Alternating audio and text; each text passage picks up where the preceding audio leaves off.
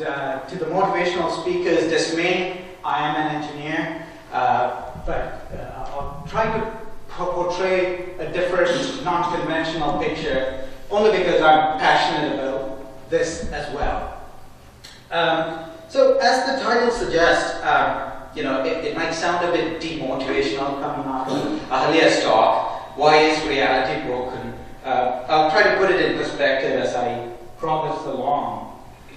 So let me just see, we all talk about Internet 1.0, Internet 2.0, WebOS 1.0, so why not put a version around this as well, right? So I'm an engineer, I like versioning things. So let's look at reality 1.0, reality as we know it. Or better put, reality as most of our parents know it, and hence taught us to know it that way. Nothing wrong with that, okay? We know we go through high school, trials and tribulations, apply to universities, get into that first degree program, and then often, you get your undergraduate degree, and then there's a potential to go through graduate programs, a master's, a PhD. I went down that pathway, and maybe there's another painful path called a postdoctoral fellowship. It's more common in life sciences, less so in engineering. And you can continue on. You can become, you can do B.Ed, but then there is the parallel universe, the industry. So I'm going to talk in the context of the industry that I'm in. Turn around this side and catch that young man and put him on the spot. Would you mind sharing one mentor that you would consider from a career point of view, not sports? Well, as a first year, Mm-hmm. I would say that on a global university school level, high level, my mentor would be my current master in analytical chemistry from California State University Fullerton. He's currently employed as a lab supervisor at Contract Pharmaceuticals Limited. He has well over 12 years of professional experience in the workforce and has been employed by respectable companies such as InterScience Television Inc. Some of his past job title including calibration technologies. Hello, my name is Tavesh Ponnambalam. I'm an executive committee member from ASGC. We're just here at the annual JobConnect 2012 here at the Markham Civic Center. This is a great opportunity for any recent graduates who are looking for a job, especially in the career that they wish to explore. And we had a wide variety of speakers from different fields of from anywhere from engineer as well as a doctor and anything between, journalists as well. And so today was just a way for any recent graduates to sort of get an idea exactly what path they chose to become successful, and not only become successful but also connect with other people. This is a perfect opportunity for you to come out and to sort of connect with anybody that has that experience and sort of guide you to take the next steps. And a lot of people, one of the common things that they mention is the communication. Communication is very vital, especially to sort of grow the ladder in some ways, and these people are a great example for our communities to sort of look upon to, and they were very graciously put the time towards this event, and we were able to sort of attract a lot of crowd that was benefited from this, and we look forward to doing more events like this for young graduates, especially who's in the fields of looking for a job. So, and we look forward to doing this ongoing, and this is one of our mandates as a committee, and we hope everybody took something away from this, and we only look forward to doing more things in the future. So, thank you. Sisters here, so let's ask questions as much as possible. Okay. I want to really get it going because we don't have much time here. Normally, towards the end, everybody has lots of questions, and we don't have time. Every time we have this show, these programs, I learn a lot. I learned a lot today. And I agree with even some of these presenters who came here, they said that they learned a lot today. First of all, let's give a round of applause for the people that with these presenters, they sacrificed their family time. It's a very wonderful day outside, and they came here to help you out. So let's give them a round of applause.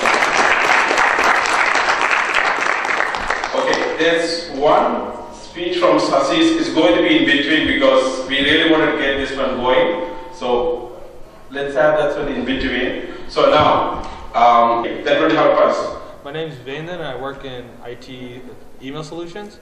So I was just wondering, from here, I already have my foot in the door. From here, for all the technical people and who are in the IT field, what would I do to go and progress my career? So I'll turn it over to Sunny since he knows a lot more than Sure. So thanks for asking the question. So I think every one of the IT people have had a very similar kind of an dilemma, so to say.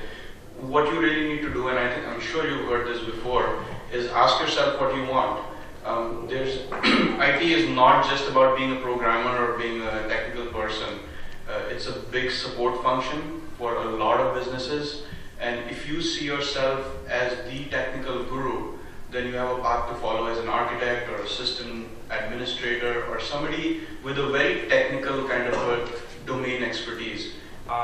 which is involved in hardware and mainly on hardware. So there's so many different types of hardware, and you have to get yourself familiar with it. The next one is the infrastructure when it comes to system side of it. So what you call like operating system to these types of email software that supports normal companies. There are so many different types of software from PeopleSoft to SAP to even WebLogic platform, what you call technology platform. You can get yourself familiar with and become expert on that. So we can have a chat. I'm pretty much very familiar with the email side of it because that's exactly what I do at Rogers right now. So I'll be more than happy to be your mentor. Cool. Right, here you go. I just wanted to add one little thing to your question, that is, just the barrier to entry for software or for IT, is very low most of the time, which means people with good ideas and a little, business acumen, they become very, very successful. So it's not that you have to follow a set path that, first I'll be this, then I'll become a team leader, then an architect, then I'll be a senior architect. You could totally switch out if you have a great idea and become an entrepreneur with very little, investment, just your time investment in many cases. So just think, of alternatives if you have to, and maybe that makes you more happy.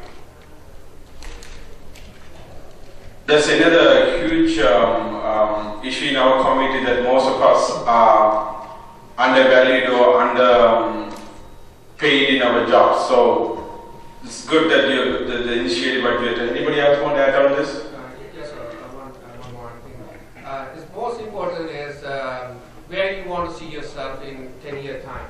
So think about that way. You want to focus more on the technical side, or you want to go into a management, whether you want to manage another department or manage people, right? So ask that to yourself first, and then after you think about that, then go and work with your manager. I mean, one of the options is obviously go out and set up your own business. That's a great thing if you can, if you want to do that. But it's come with a great risk as well. But certainly it will reward in a great way as well. So first you ask yourself that if you want to concentrate on the technical side, then you should keep up to date always, and then work with your manager. I want to go here, help me out. Because that's what I do as a manager right now. I understand their ambitions, where they want to see themselves. I don't want to push somebody into a lead role when they are not comfortable there and they want to more focus on the technical side of it, and vice versa. So if somebody says, I want to do leadership, I want to talk to the customer, define requirements and stuff like that, then I encourage them into that area. When the opportunity arises, then I give that opportunity to that person who is interested in that job. So by talking to your manager or supervisor, it will take you along. Back home, I was a teacher. After I came here, I changed my career into accounting field. So what do you think? Because I heard here it's very difficult to get a job in teaching. I don't agree those things. I never say that it's difficult for anything. What do you ask? Yeah. you want to get back to teaching, the first thing you want to do you have a teacher's diploma right away from Sri Lanka? No, I only have a degree. That means you have to do a Bachelor of Education program in one of the universities, here, which is like now, up to now, it's only a 6-month program, like September till April, 2 semesters. I think they are planning to switch that to 2-year program, I think very soon in the future. They are talking about it. But I think if you have some teaching experience, volunteering in schools,